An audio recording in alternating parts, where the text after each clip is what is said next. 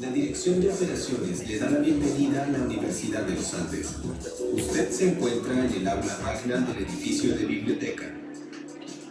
Para el normal desarrollo de esta actividad, se le solicita recordar las siguientes recomendaciones de prevención. Agradeceremos silenciar sus teléfonos celulares. Ante el eventual caso de una emergencia, le invitamos a seguir las recomendaciones de seguridad que a continuación se expresan. Ante todo, recuerde mantener la calma. Esto es siempre lo más importante. No obstruya los pasillos. Atienda las señales de evacuación. No actúe por iniciativa propia. Siga las instrucciones de los guías presentes en el lugar. En caso de evacuación, tome sus pertenencias. Camine con precaución hacia las salidas de emergencia. Diríjase a las zonas de seguridad. No regrese a su asiento hasta que no reciba instrucciones expresas del personal encargado. La Dirección de Operaciones de la Universidad de los Andes le desea a cada uno de ustedes una grata y segura permanencia.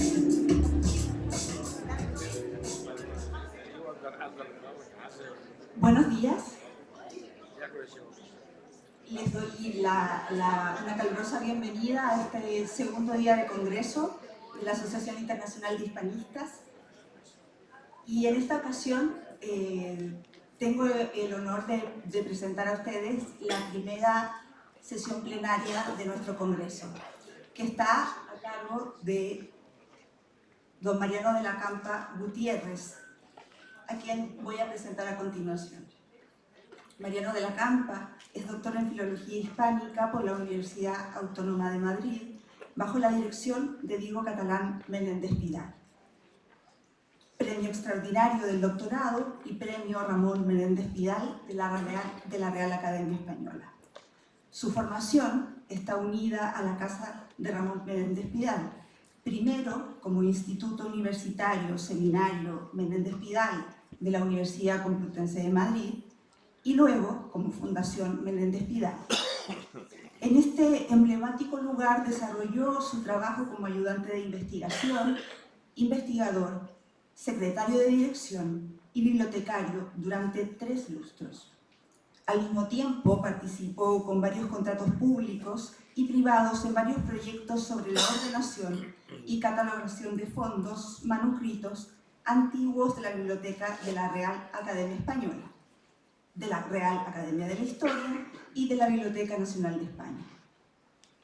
Ha sido secretario del Instituto Universitario La Corte en Europa de la Universidad Autónoma de Madrid. Es miembro, asimismo, de la IH desde el trienio 1995-1998 y hasta nuestros días. Desde 2010 y hasta 2016 ha sido vocal de su junta directiva y desde 2016 hasta 2023 su vicepresidente. Actualmente es catedrático de Literatura Española de la Universidad Autónoma de Madrid, ha dictado clases y pronunciado conferencias en diversas universidades españolas y extranjeras. Ha participado en numerosos proyectos de investigación y ha dirigido varias tesis doctorales. Pertenece a varios consejos editoriales de revistas especializadas y es examinador externo del sello de calidad en edición académica SEA-AMECA, promovido por la Unión de Editoriales Universitarias Españolas y avalado por la Agencia Nacional de Evaluación de la Calidad y Acreditación ANECA y la Fundación Española para la Ciencia y la Tecnología. Miembro de la Asociación Hispánica de Literatura Medieval desde 1999, de la que ha sido también vocal. A lo largo de su carrera profesional ha desarrollado diversas líneas de investigación que están relacionadas con los siguientes ámbitos. En primer lugar, con la literatura medieval, con la historiografía por sí, con Alfonso X, con la época medieval y, por supuesto, con la historia de España. También en literatura del siglo de oro, con la poesía del siglo XVII, con Francisco de Quevedo y el Romancero Nuevo. En tercer lugar, con la historiografía literaria desde la erudición del siglo XVIII hasta nuestros días. y allí se ha abocado hacia la Edad Media desde el siglo XVIII hasta la Escuela de Madrid, la poesía de cancionero y el romancero nuevo en los siglos XVIII y XIX. Asimismo, una de sus líneas profesionales de investigación es la historia de la filología. Ramón Menéndez Pidal, Rafael Lapesa, Dámaso Alonso, James Crosby, Diego Catalán y la Asociación Internacional de Hispanistas. Por último, también se ha dedicado a la edición crítica y a la crítica textual, textos cronísticos originales y de varios del escritorio de Alfonso X, textos poéticos del siglo de oro, romancero tradicional, romancero nuevo y la poesía de Quevedo. Desde hace 4 años lidera el proyecto de investigación El romancero nuevo, Corpus, Edición y Estudio, primera etapa 1580-1603, financiado por el Ministerio de Ciencia e Innovación del Gobierno de España, desde el año 2021 y hasta el año 2025. Y prepara para la imprenta 3 volúmenes que son fruto del Seminario de Corte y Literatura que dirige desde 2020 y que este año 2025 celebrará su 6ª edición. Seminario que patrocina el Instituto Universitario de la Corte de Europa, y él es en uno de los 3 volúmenes que acaba de ver la luz este viernes pasado y lo codirige junto a Enar Pizarro Llorente, catedrática de Historia Moderna de la Universidad de Comillas, que se titula La herencia del Renacimiento, la literatura de espiritualidad católica, y otros 2 en preparación, El romancero nuevo como literatura cortesana y la literatura cortesana entre 1589 y 1604, de las flores de romance al romancero general, que verán la luz el próximo 2026. La plenaria que hoy nos presenta y que va a dictarnos en este 22º Congreso de la IH lleva por título La poesía a fines del siglo XVI, el triunfo del romancero nuevo.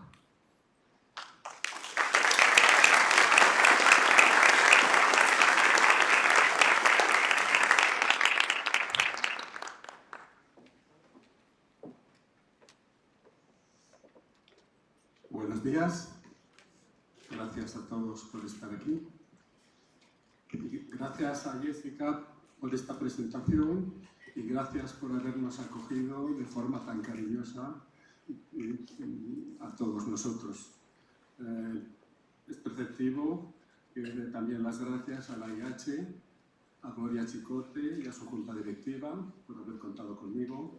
También que dé gracias a la CLO, a las universidades de los Andes, la Pontificia Católica de Chile y a la Universidad de Chile. Gracias a todos. En torno... vengo investido, tengo que decir, vengo investido, aunque no se vea, vengo investido de la pajarita de Unamuno. La pajarita que no se ve de Unamuno, que le doy las gracias a Georgina Oliveto, que me ha traído desde Salamanca. Hoy con nosotros tenemos esta pajarita que es la que me acompaña, la de Unamuno. En torno a 1580 se produce un nuevo tipo de poesía que aprovecha el éxito de los cancioneros y romanceros publicados desde 1547 con el Cancionero sin año, circa 1547, Cancionero sin año, impreso en Amberes por Martín Lucio, Las Silvas y hasta Las Rosas de Timoneda de 1573, que habían llenado el mundo editorial y triunfaban en todos los ámbitos y entre todas las clases sociales. Romancero viejo tradicional y romancero erudito, que habían triunfado en el panorama editorial desde 1547 hasta 1580. Antologías de romanceros y cancioneros. También en pliegos sueltos, que habían llenado el mercado editorial desde 1507, mucho antes, hasta 1572, en este tipo de poesía, con los pliegos de Timoneda, el gran impresor Timoneda, y este éxito editorial es aprovechado por los jóvenes de la generación de 1560, que se dan cuenta que todo el mundo conoce esta la poesía, y ellos, que son autores cultos, quieren escribir poesía, romance, pero culta, y siguiendo las normas de estos cancioneros que han triunfado con el nombre anónimo, reúnen sus composiciones de forma anónima. Pero son autores cultos y sabemos en parte, una pequeña parte, quiénes son. El conjunto de textos que conocemos como Romancero Nuevo comprende un gran número de composiciones en metro romance que poco tiene que ver en cuanto al estilo con la poesía tradicional del romancero viejo. Se trata de textos de autor culto, en verso octosilábico, de rima asonante, y que aparecieron como anónimos en su mayor parte.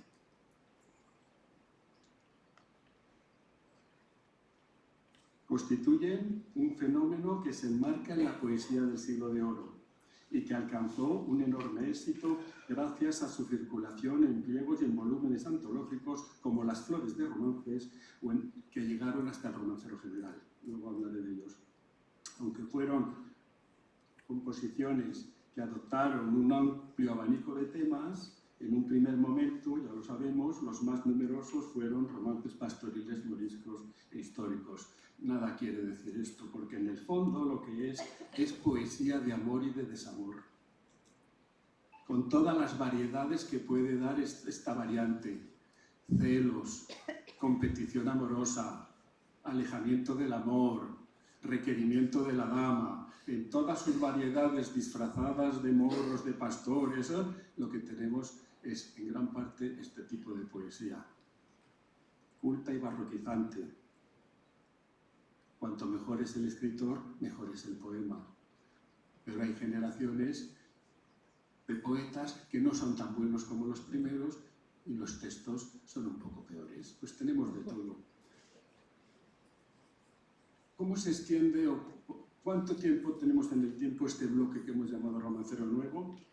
Bueno, en un periodo tan largo que podemos fijar entre 1580, aunque el primer impreso es 1589, y podemos llevarle hasta 1700, hasta los primeros años del siglo XVIII, con pliegos sueltos.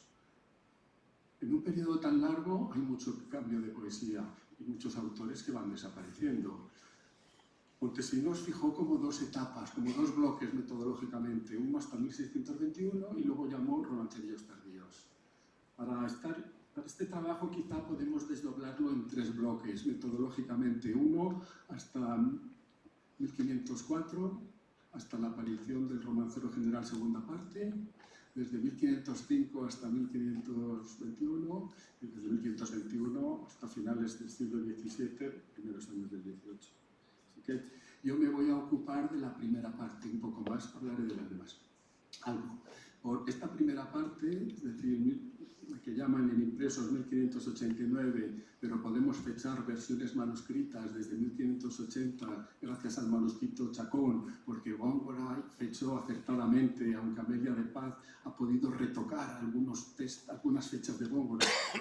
Pero entre 1580 esta poesía manuscrita, 1589 impresa, y hasta 1605, 1604 con la aparición del de la segunda edición del Romancero General, ya un volumen muy gordo de los que hablaré después. Bueno, ya tenemos esta idea. Estos volúmenes antológicos que empiezan a publicarse en 1589 reciben el nombre de flores. Entre 1589 y 1600 tenemos 9 flores. 9 flores con poesía de este tipo de poesía culta, romancero culto, que ha desplazado al tradicional y al erudito. Para 1604 hay un pliego, el último pliego que existe sobre un texto tradicional. Estos autores consiguieron editorialmente desbancar al otro tipo de romancero que no volverá hasta el siglo XIX con los eruditos. Así que se han hecho los dueños del mundo editorial. Y los lectores reconocen el metro, reconocen y se han metido, le han robado el éxito y se han metido. El primer tomo, que ya lo estudió Montesinos, pero ahora podemos revisarlo mejor, es el que llamamos Flor Primera, por ser la que apareció en primer lugar, que se presenta en el título, con el título Flor de varios romances nuevos y canciones, ahora nuevamente recopilado por diversos autores, por el bachiller Pedro de Moncayo, natural de Borja, y se imprimió en Huesca por Juan Pérez de Valdivieso, impresor de la Universidad en 1589, que hace un éxito editorial publicado en Huesca, en la Corona de Aragón. Al poco, los pliegos valencianos también es una zona de la Corona de Aragón. Apareció el romancero nuevo en la Corona de Aragón y tiene algo. ¿Por qué? ¿Por qué editar versos de Góngora, de Lope, de los autores que conocemos que han salido como anónimos? ¿Y qué sentido tiene? La Flor Primera es importante. Montesinos dijo que había fracasado porque gran parte de los poemas de esa flor no pasaron a las demás, pero creo que hay que verlo al revés. Esta Flor Primera, de la serie de las 9 que se imprimieron hasta la edición del Romancero General de 1600, contiene 112 piezas poéticas, 87 son romances, 25 canciones. De los 87 romances, 20 proceden de Lucas Rodríguez, no son nuevos, son eruditos. Reconocemos, Moñino los estudió, reconocemos de dónde proceden, y de la Flor de Huesca, de un libro que era publicado en Huesca. Lucas Rodríguez tuvo una edición en Huesca, proceden de ahí. Y otros dos poemas proceden todavía de la pluma de poetas cortesanos, Juan de la Encina y Luis de Castellví. Estos, cuando se da cuenta el impresor que no tienen la misma estilo, estos desaparecerán para siempre. Restan, por tanto, 65 romances, nunca publicados antes. De esos 65 romances, 12 se imprimieron únicamente en esta flor y no pasaron a otra impresión. Quedan, por tanto, 53, de los cuales 4 sabemos que proceden de pliegos sueltos y son de tipo histórico, de la batalla Don Juan de Austria con los turcos. Bueno, nos quedan, por tanto, quitando esos 4, 49. Uno de los 49 no pasó a las demás flores, pero sí al Romancero General. Es decir, 48 romances que se convirtieron en los más famosos que se imprimieron entre 1589 y 1600. Los encontramos en la Flor Primera, en las flores primera, segunda y tercera. Si nos centramos únicamente en los romances publicados en la Flor Primera, podemos extraer las siguientes precisiones.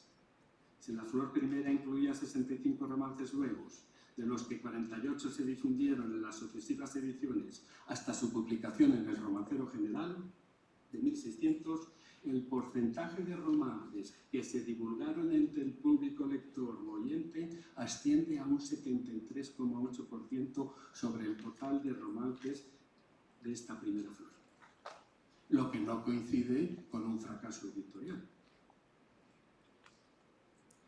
El que Montesinos, porque el propio Moncayo había dicho en la segunda vez que edita La Flor, en la primera me he equivocado, no lo he hecho bien y ahora lo voy a hacer bien.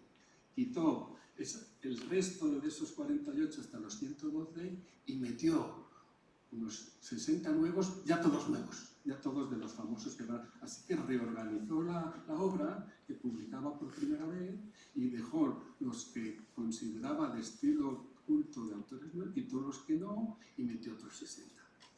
Pero esos 48 triunfaron, se publicaron continuamente hasta 1600 y entraron en el Romancero General. Algunos se publicaron hasta 13 veces. 13 veces el mismo romance entre 1589 y 1600. Estarían hartos de leerle. El mismo romance publicado 13 veces en las flores de la primera a la novena. Es un éxito, a mi entender. Cifras, a mi modo de ver, extraordinarias para los romances nuevos que reflejan que que estos estaban desbancando el mercado editorial a los viejos y eruditos. ¿Cómo se le ocurrió a Moncayo editar este conjunto de romances nuevos y de dónde lo sacó? No había impreso ninguno. Son los juveniles de Góngora, los de López, los de Millán. Ahora conocemos sus nombres, entonces no. Muchos conocerían de quién eran tan famosos. En 1589 sí, ya son un poco más mayorcitos Góngora, López más jovencito, pero no habían publicado apenas composiciones. Eran conocidos en círculos ciudadanos y manuscritos, como explicó muy bien el maestro Rodrigo Muñoz. Creo que no fue iniciativa de los autores, de los propios autores, sino más bien de los compiladores editores, que buscaban ofrecer a un público consumidor novedades que incentivaran entre los lectores oyentes la venta de libros de faldriquera y de pliegos sueltos. Ya habían saturado la venta de los romances tradicionales y ahora querían saturar el mercado y así lo hicieron.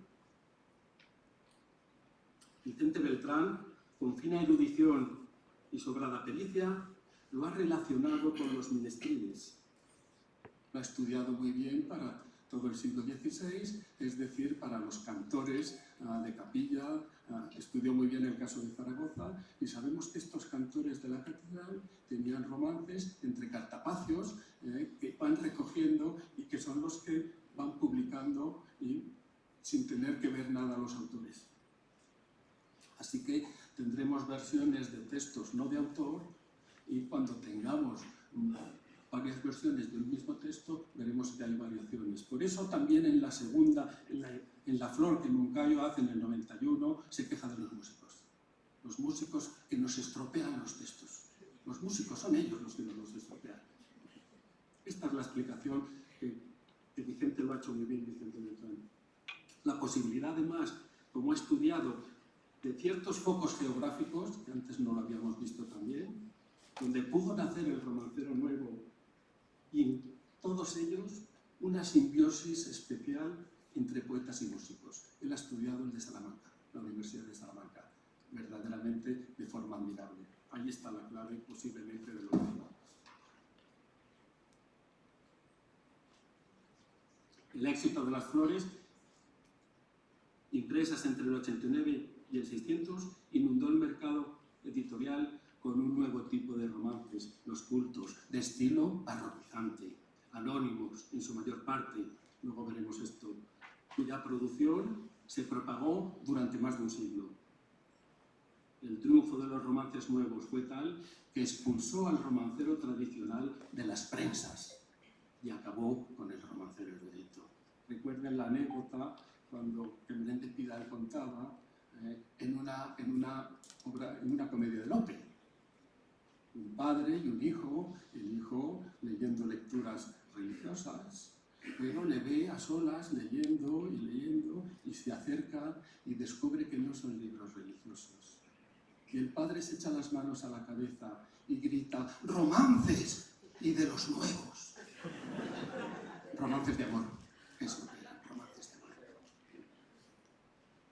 El inventario de las composiciones presentes en las flores de varios romances nuevos entre 1589 y 1600 asciende a un total de 3.388 romances impresos.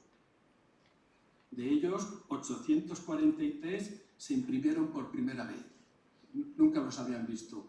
El restante, hasta 1300, son repetición de la impresión de esos 800.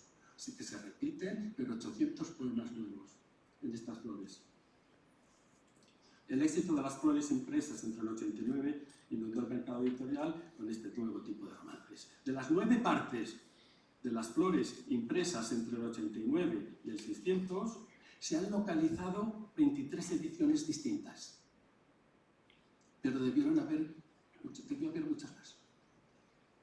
En los últimos años, Aviv Bagarriba, que colabora en mi proyecto de investigación sobre el romancero, ha encontrado 3 flores en Italia. Una totalmente desconocida y 2 distintas a las que ya teníamos, otra impresión. el pobre Moñino que luchó tanto por esto y ahora aparecen estas tres, hubiera dado todo lo posible para encontrar flores nuevas. Luego hablaré yo del entremés de los romances, que seguramente procede de una flor que no conservamos. El romancero general, para 1600, las 9 partes de las flores han tenido tanto éxito que a los editores se les ocurre cómo vamos a volver a venderles a los lectores esto, oyentes lectores. Muy fácil, ya no les vamos a dar tomitos donde hay 100 romances, 80, 40, 50. Vamos a reunir todos en un tomo más grueso y se lo volvemos a vender. Esta es la edición de 1600 del Romancero General, que 2 años después se reedita otra vez. 2 ediciones en 2 años de las 9 partes. Ahora vemos cuántos tiene.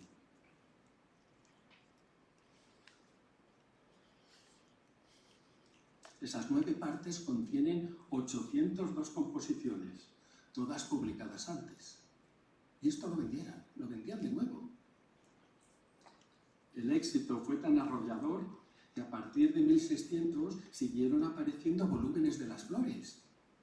4 en total. La 10ª, la 11ª, como dicen ellos, la 12ª y la 13ª. 4 partes más. Y esas 4 partes se volvieron a recoger en un romancero general de 1604, que tiene las 9 primeras más las 4 segundas. Ahora, en vez de 803 textos, tienen 1107. 803 repetidos. 1604 cuando tenemos 2 ediciones de 1600 y de 1602. Y la edición del 4 vuelve a repetirse íntegramente en el 14. Vuelven a venderlo. Así que el mercado editorial estaba lleno de las flores y de los romanceros. No conservamos de esas 4 partes todos los ejemplares, pero como todas pasaron al romancero general, pues podemos intuir que algunas de las ediciones que ya las marcó Rodrigo Moñino como que debieron existir. De la flor oncena no conservamos ejemplares, una supuesta de 1603, conservamos una de 1616. La flor oncena se editó independientemente en 1616, cuando ya había desaparecido todo el romancero. 33 composiciones.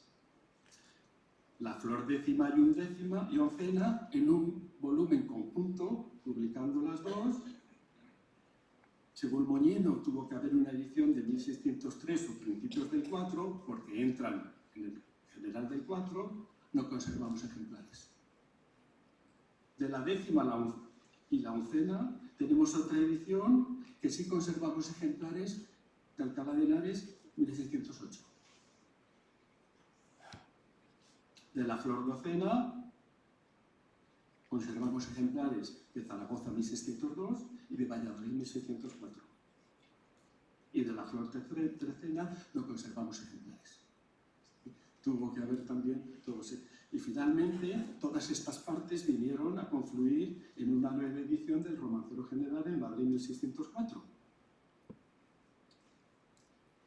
que contiene 802 más 305, 1107. A las 9 partes del Romancero General de 1600 se añadían la 10ª, la 11ª, la 12ª y la 13ª.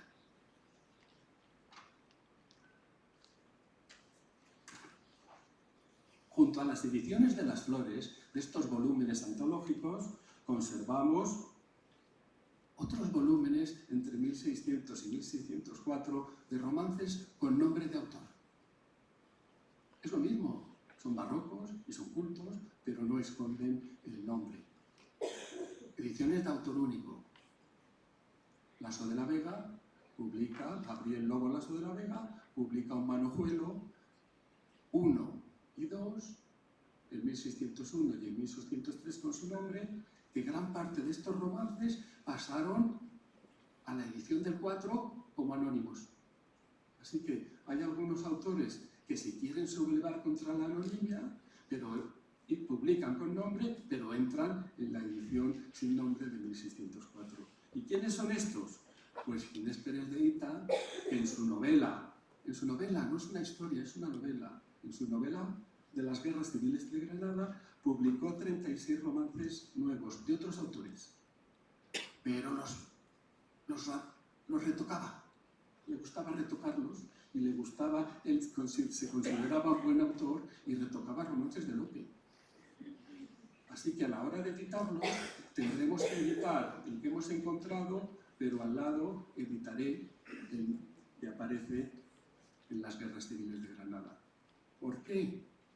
Porque la edición de Ginés de Pérez de Ita entre 1595 y 1913 tuvo más de 40 ediciones.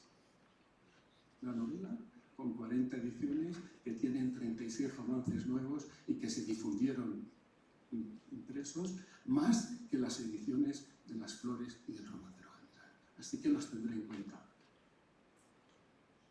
Un portugués, Francisco Ruiz Lobo, primera y segunda parte, dos romances de Francisco Ruiz Lobo, 1596. También incluye 60 romances con su nombre.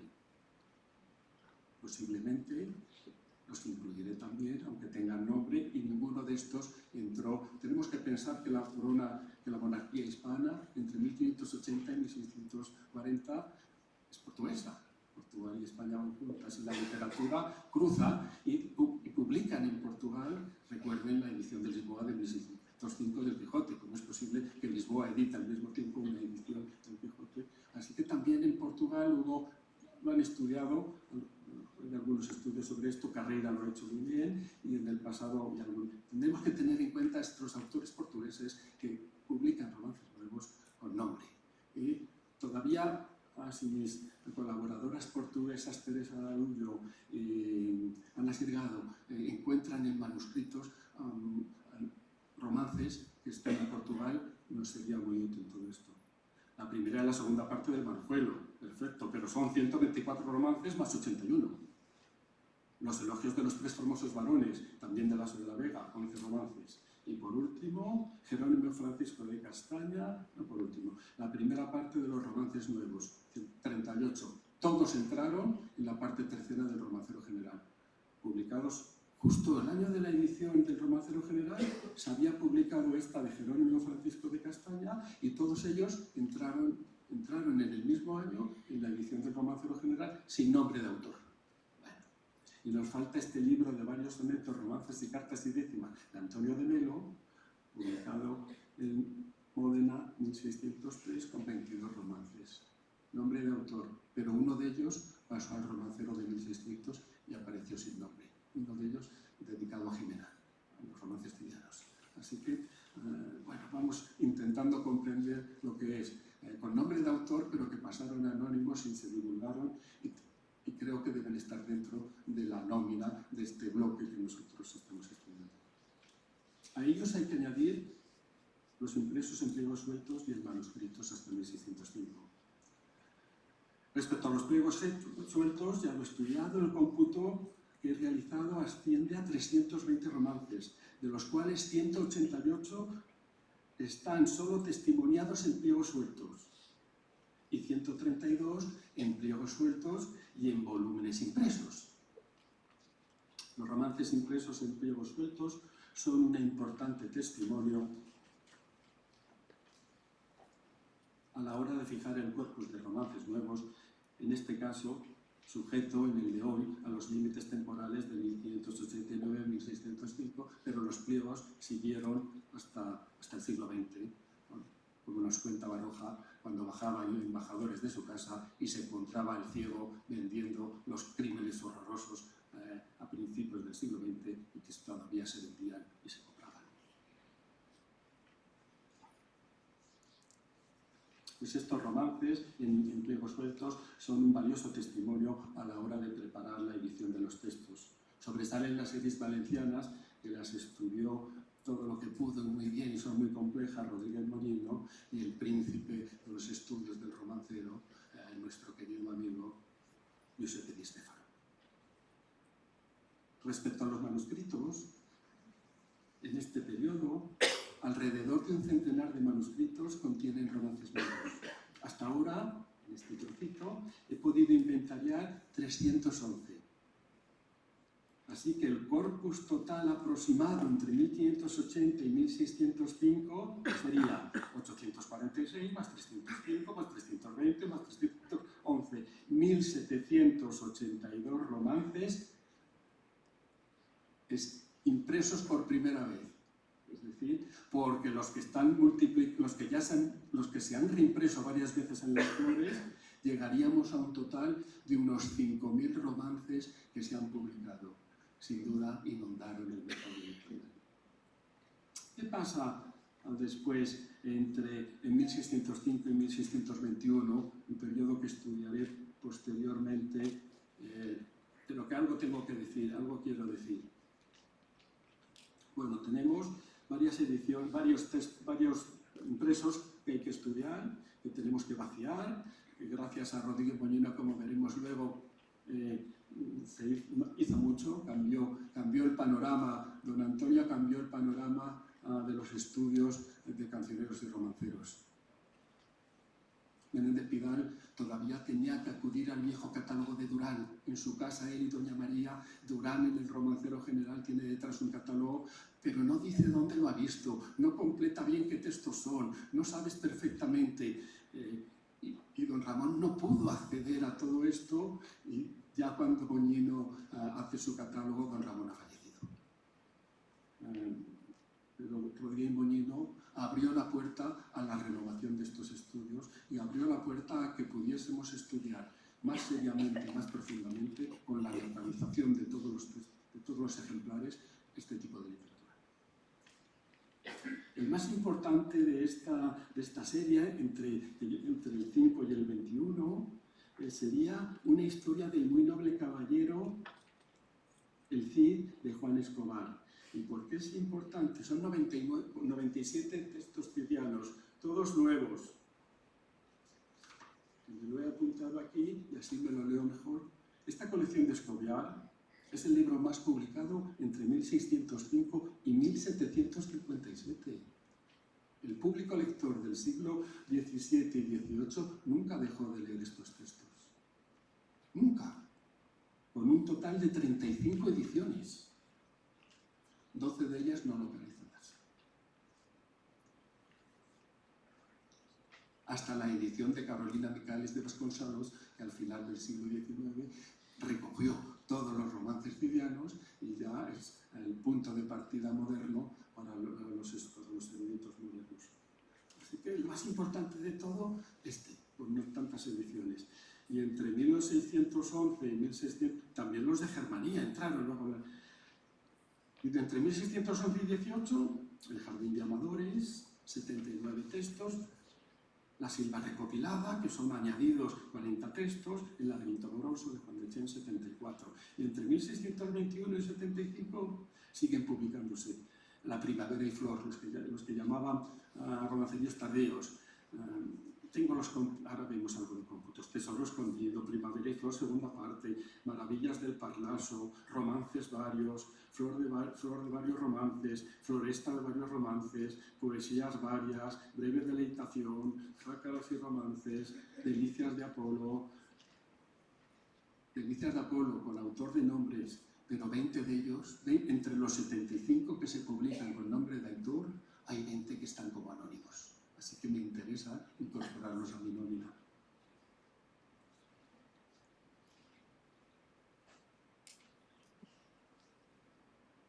El total, cerca, entre 1605 y 1688, de otros 3.000 textos.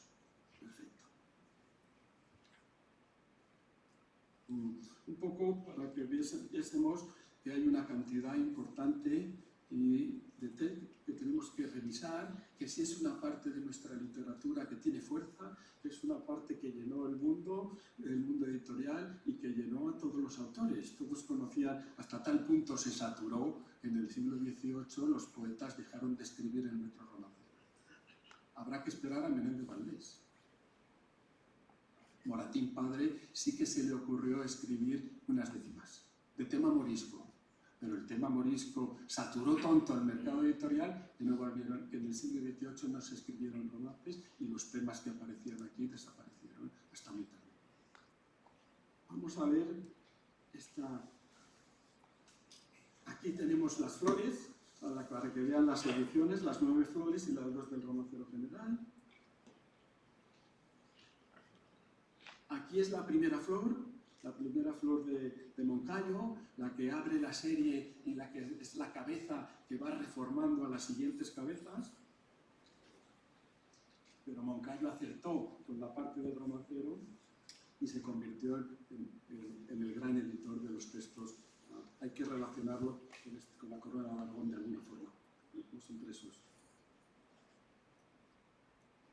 Curioso, la flor primera y segunda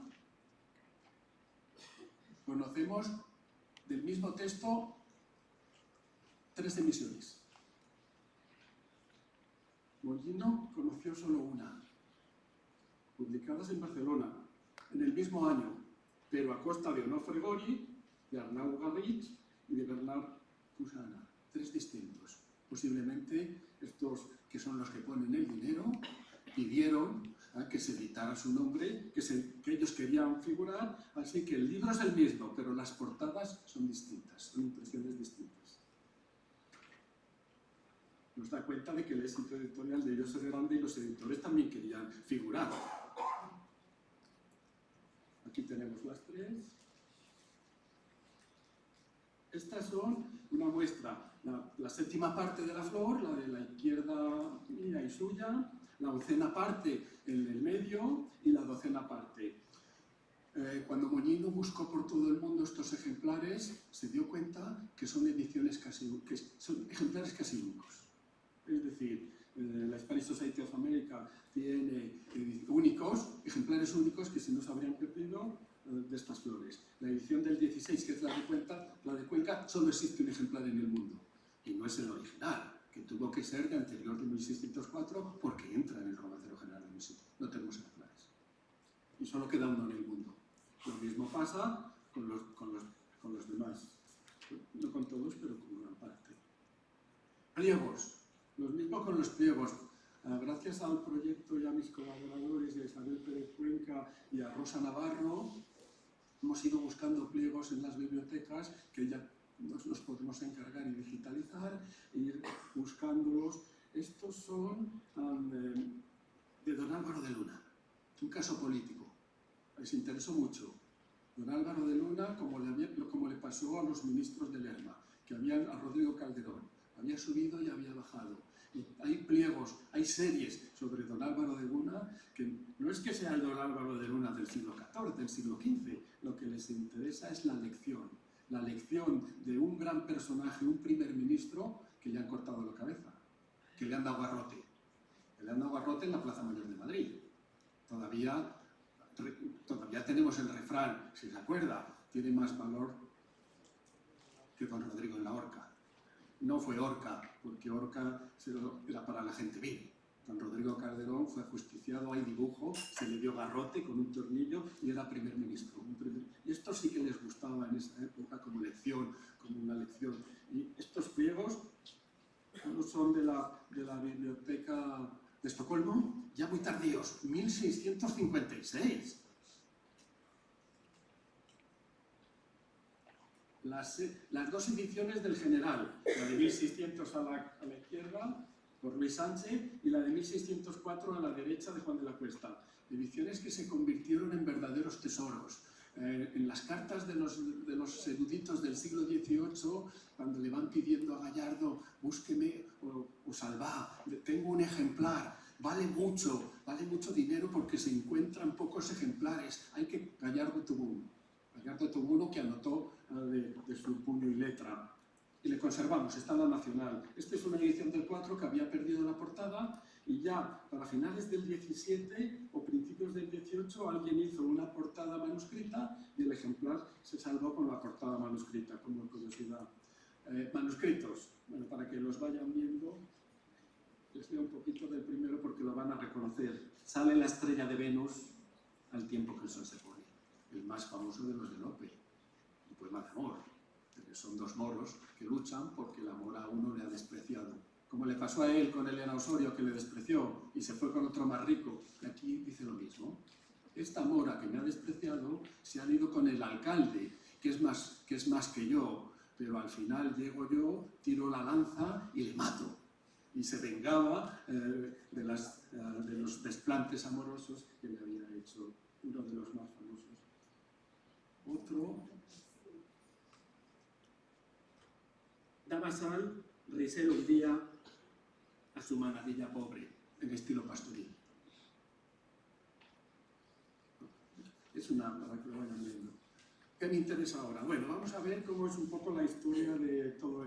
Del romancero general solo tenemos...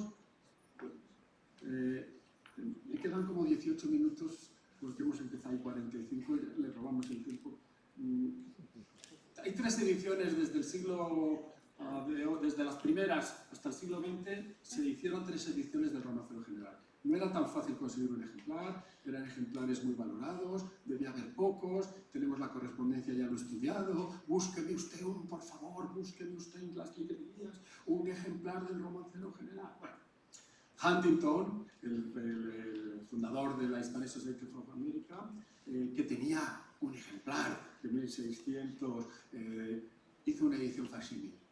Aquí tienen Huntington, la edición que hizo facsímil de 1904, que es la que usaban en casa de Don Ramón, y luego, bueno, el escudo porque está, vean que dice Hispanic Society of America.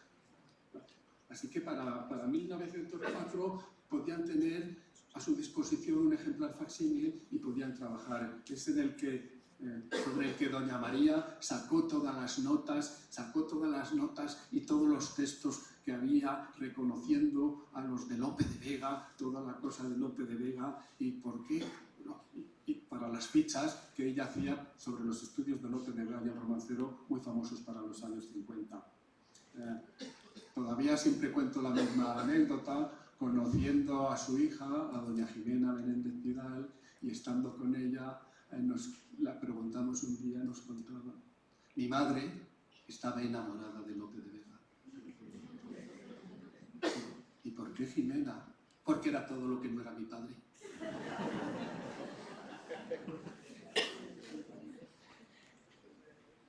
González Palencia hizo una edición en el 47, era la transcripción de los textos.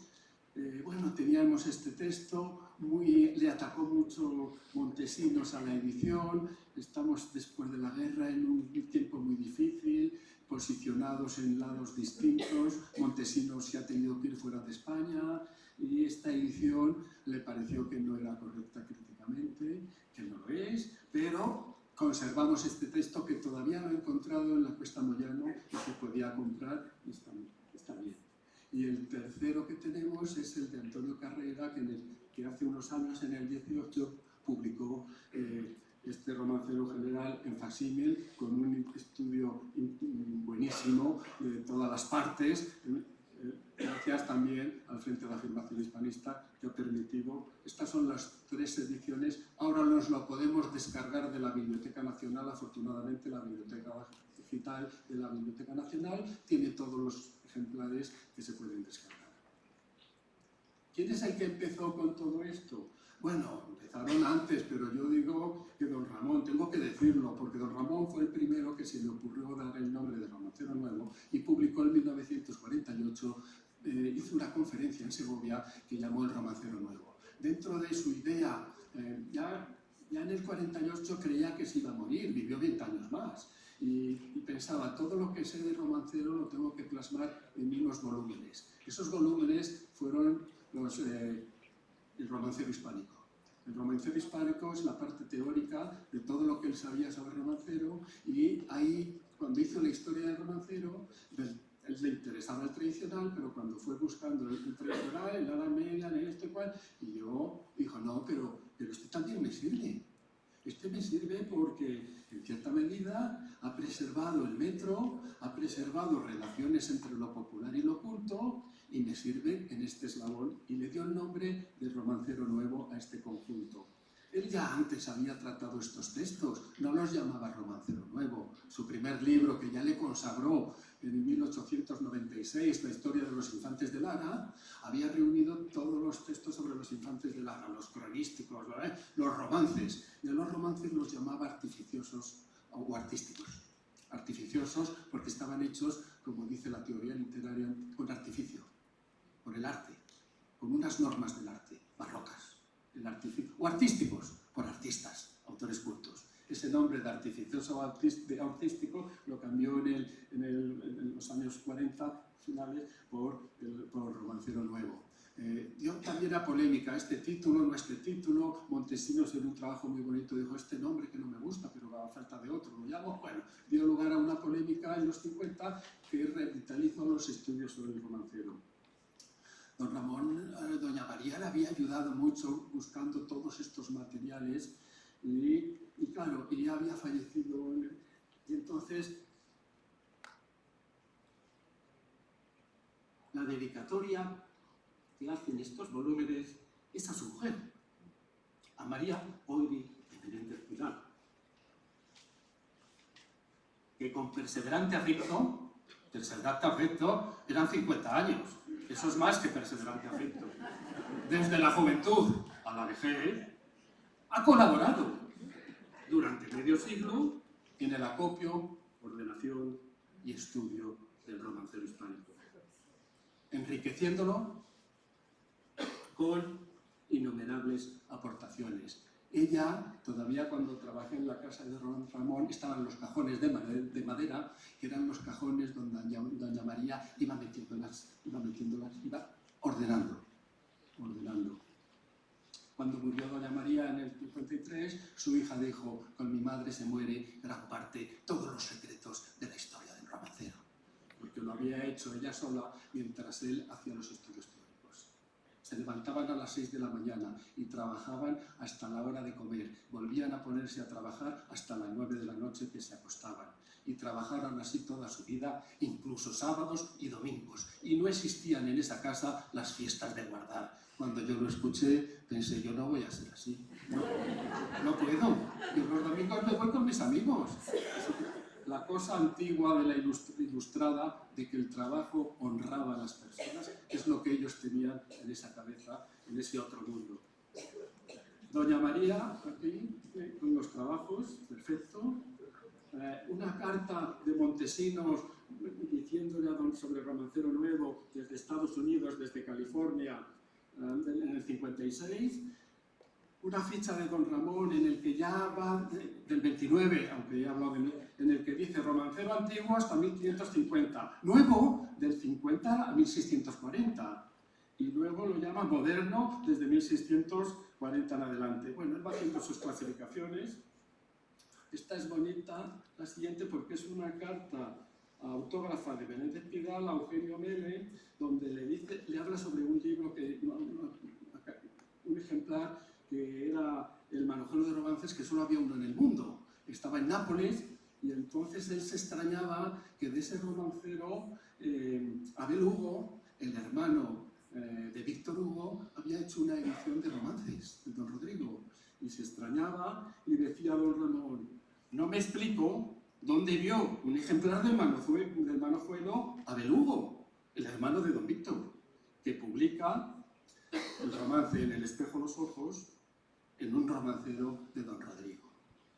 Bueno, y luego ahí, en la derecha, es la copia manuscrita de Doña María, que se iba a las bibliotecas para copiar los manuscritos con romances, para archivarlos en los cajones, y este era de la Biblioteca de Palacio. ¿Sí que van a Palacio?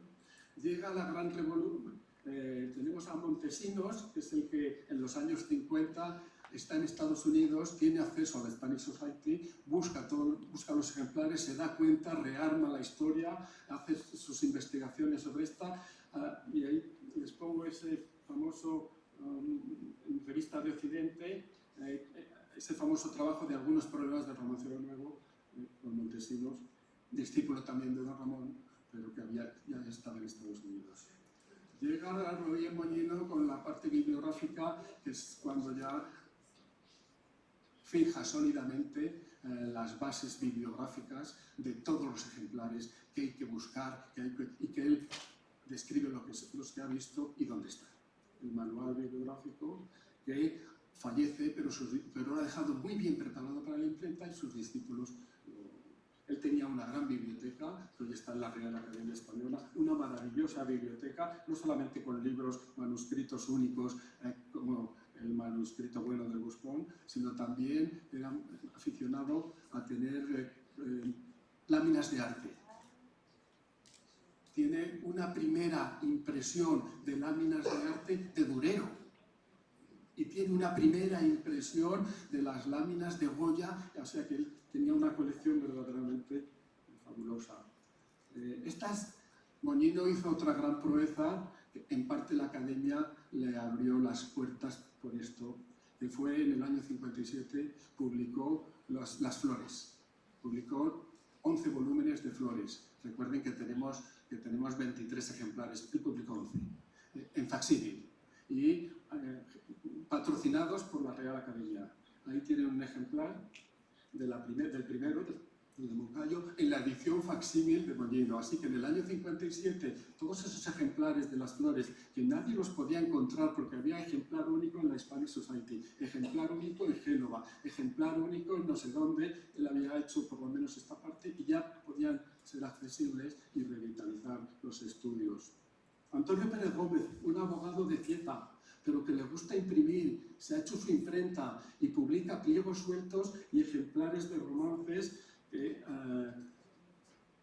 también patrocinando todas estas series. Este ejemplar descrito por Moñino, que es la tragedia verdadera de la lastimosa historia de don Álvaro de Luna, en una especie de librito pequeñito, más que un pliego, con 33 romances, que él dice que lo ha visto y le ha hecho fotografía y lo publica en la edición, que lo ha visto en casa de Pérez Gómez, hoy está desaparecido. A la muerte de Antonio Pérez Gómez, su biblioteca va a no sé dónde, y no hay ninguno más en el mundo. Está publicado en Lisboa. Que los portugueses a ver si encuentran otro de estos para que nos sirva para el proyecto. Aquí hace la descripción de los 33 romances de Álvaro de Luna. Para 1633 han juntado 33. Ya no es un pliego con 6 o 7, es varios pliegos que hacen un folleto con 32 romances. Y como dice Moñino, Cieza, biblioteca de Antonio Pérez Gómez. Hoy no se encuentra, no sabemos dónde está. El gran Blecua padre, al que tanto debemos.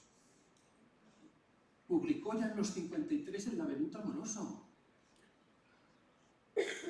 Quizá el mejor conocedor de la poesía del siglo de oro que ha existido jamás, en sus tiempos, mientras vivió, era él. Se dio cuenta y publicó El cancionero de 1628, también con romances. Así que lo introducimos en la historia de los estudios del romancero.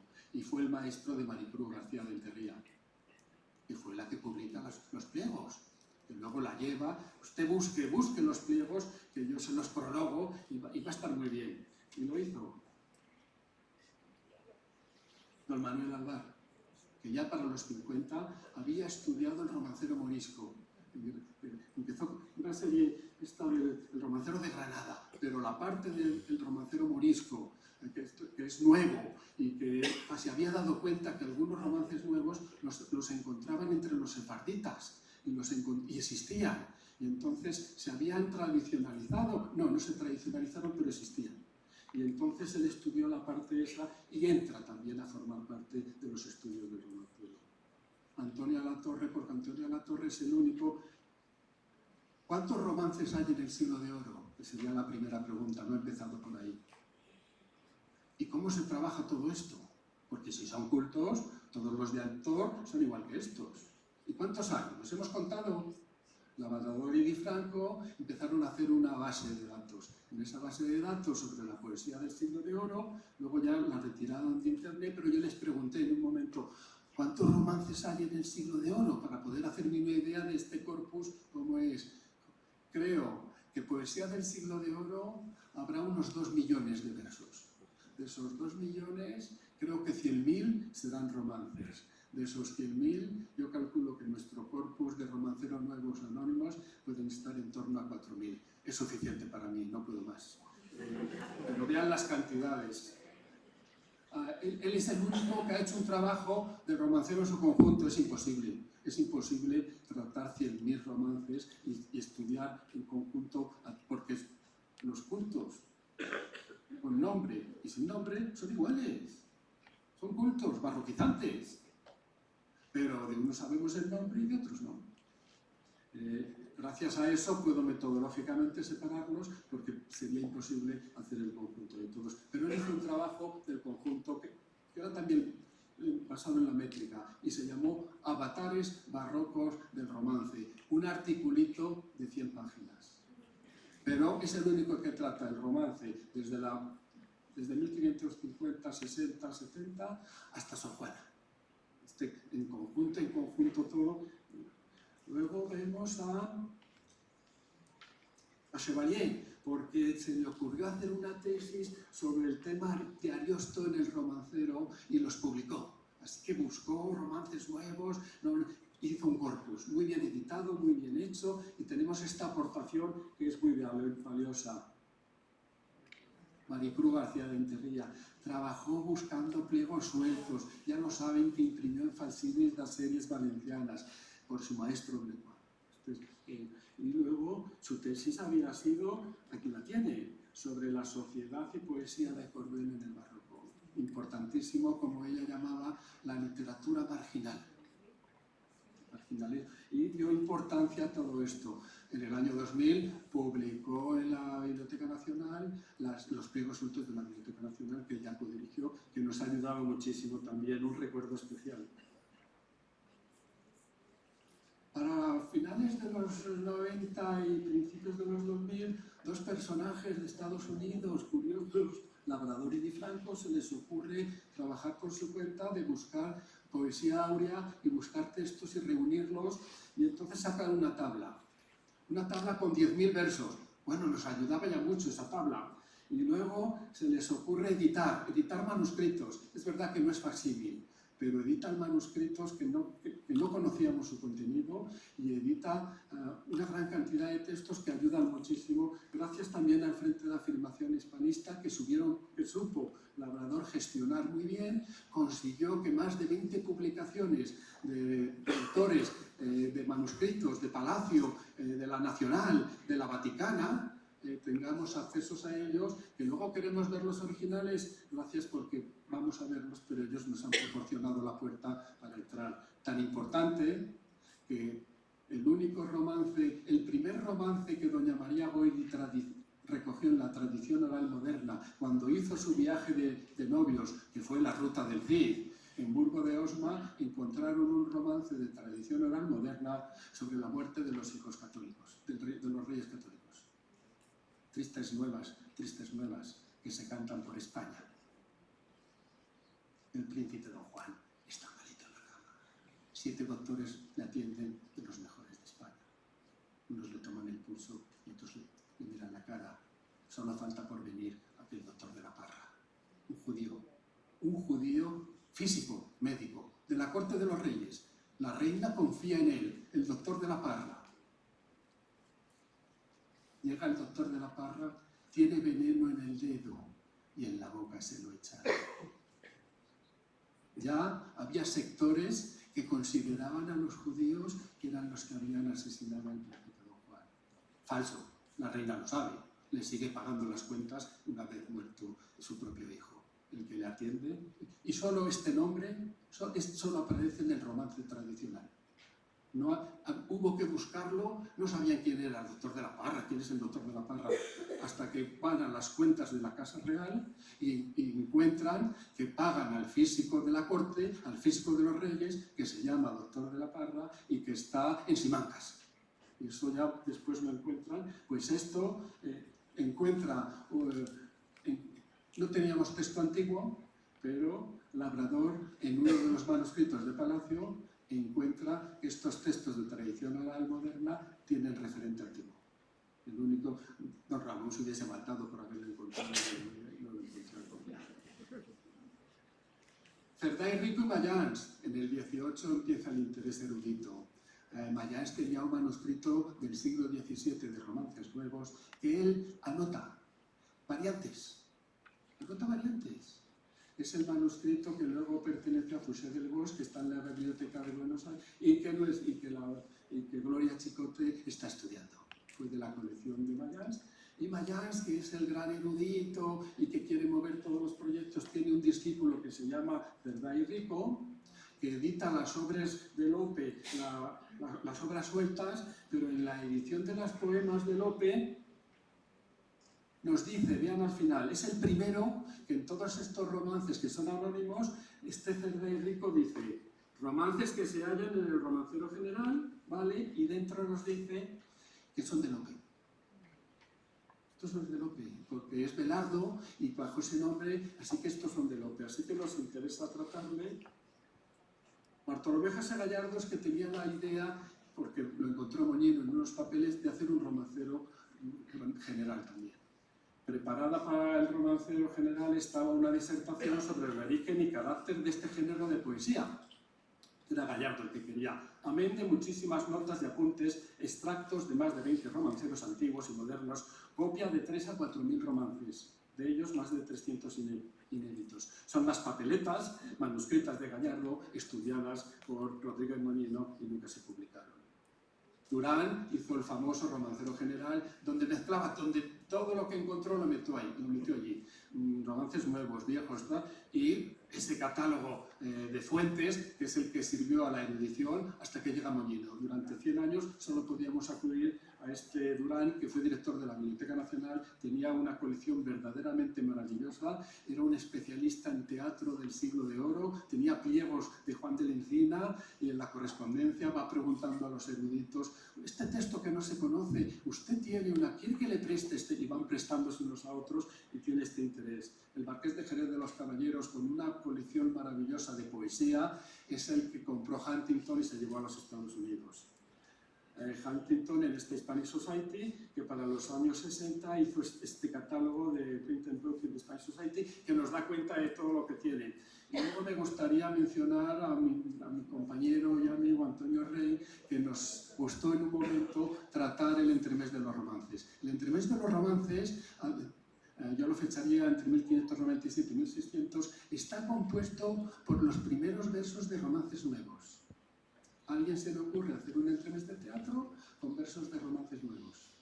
Y hace una historia, unos sabemos son de Góngora, otros son de Lope, pensamos que es un ataque contra Lope, porque es algo, y que tiene que ver con los orígenes del Quijote. Bartolo se vuelve loco de leer romances y se va de su pueblo. Le dan de palos y le llevan de nuevo a su pueblo. Son los 6 primeros capítulos del Quijote. Don Quijote se vuelve loco de leer libros de caballería, no de leer romances.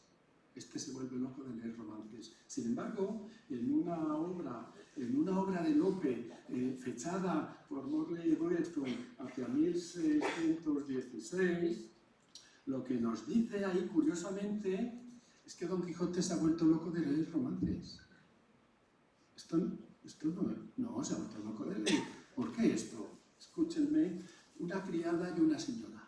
La criada está enamorada y lee romances nuevos. Y la señora la regaña y le dice, si lees tantos romances te vas a volver loca, porque solo quieres hablar de amor. Si te enternecen palabras, aunque más lo disimules, ponte a las rejas azules. A las rejas azules para tener al enamorado que en la reja le va a hablar de amor. Deja la manga que labras, como las moras, que eran las que labraban. Te pasa como a las moriscas de los romanceros, que están labrando y sus enamorados a la reja las van a enamorar.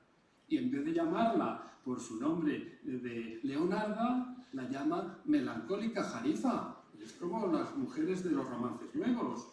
Verás al galán Audala, el que viene a requerirte de amores. Y ella contesta, después de dar en leer Inés en el romancero, se ha vuelto loca de amor por leer, es como si leyese las novelitas de amor, lo que a aquel pobre escudero te podría suceder. ¿Cómo que le va a suceder lo que a aquel pobre escudero? Si él, y sigue, Don Quijote de la Mancha, perdone Dios a Cervantes, ya ha fallecido Cervantes, fue de los extravagantes. que la crónica ensancha. Yo leo en los romanceros y se me pega esta seta, la secta de los enamorados moriscos. Tanto que de ser discreta no tengo palos aceros. Por la parte del amor he dado a imaginar a quien podría yo amar. ¿Cómo que Don Quijote? ¿Qué te podría suceder como a Don Quijote de la Mancha? Y Don Quijote de la Mancha se ha vuelto loco de leer obras de caballería, no romances. Esto nos dio lugar a pensar que antes había una pequeña, que ya Juan Manuel Rozas lo insinuó. Podía haber una pequeña novelita como las ejemplares en las que había hecho un ensayo en el que un Don Quijote se vuelve loco de leer romances y luego para hacer la obra larga lo que se ha vuelto loco, bueno, podría ser. Vamos rápido. Había traído algunos versos para leer, pero no podemos. No podemos. Simplemente voy a terminar. Quiero que vean que tiene muchas cosas, que tiene mucho trabajo, que tiene muchos textos, que todos pueden trabajar, que es interesante, que es divertido y que marca una época de la poesía del siglo de oro que tenemos que considerar. La edición de textos del Romancero Nuevo es tarea que todavía queda por organizar. Como señalé al principio de este trabajo, contamos con nuevos materiales que nos permiten abordar este aspecto de forma más completa a lo que se ha hecho hasta el momento. Se han localizado ejemplares antes desconocidos, se han catalogado manuscritos en distintas bibliotecas, se han publicado ediciones facsímiles en un gran número de impresos de los siglos XVI y XVII y también se han editado transcripciones de impresos y manuscritos de los que antes solo conocíamos su ubicación. La edición de los textos del Romancero Nuevo se somete a las mismas normas con las que estudiamos los textos poéticos de autores cultos del siglo de oro. Cada poema debe editarse teniendo en cuenta los testimonios impresos y manuscritos que conservamos y cada caso deberá estudiarse de forma independiente para decidir si es necesario editar una, dos o tres versiones del mismo romance, pues en muchas ocasiones no existe un prototipo común para todos ellos. La práctica de la edición de romances nuevos nos enseña que existe una casuística variada y nos demuestra que cada texto puede ser un ejemplo de edición. Creo que todos estos nos pasa un poco, tenemos que verlo como en el capítulo 5 del Quijote cuando se referían al Marqués de Mantua. En ese texto Cervantes mete esta coletilla y lo mismo podíamos decir de nuestros romances. Historia sabida de los niños. Todos sabían que Lope se había enamorado y le había dado calabazas y todos sabían que lo que pasaba. Es lo que Menéndez Pidal llamó la chismografía del romancero. Pues todos estos romances que se sabían que todo esto, como decía Cervantes, historia sabida de los niños, no ignorada de los mozos, celebrada y aún creída de los viejos. Y con todo esto, no más verdadera que los milagros de Mahoma. Muchas gracias.